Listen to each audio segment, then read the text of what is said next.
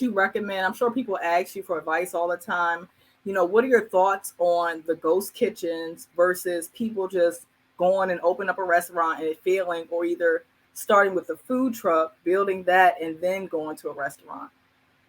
I am so for proof of concept. I think that your business tells you what you need to do. It's just that we don't listen. I think sometimes we jump into it before, we are told from the market and our consumer what it is that they need or what they're missing.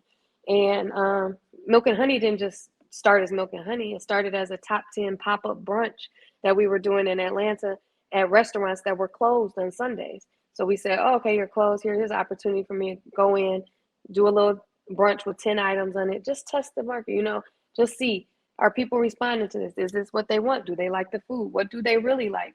That helped birth, what Milk and Honey became. And we did stay with the top 10 brunch because, I do believe that you have to do something better than anybody to, really grasp your market share. But I'm so for, I think the ghost kitchens are so cool. It's a way to do things without as much overhead at the beginning, because that's another mistake that most business owners make, especially people in restaurants, is to enter something in so much debt that you just can't get yourself out of it.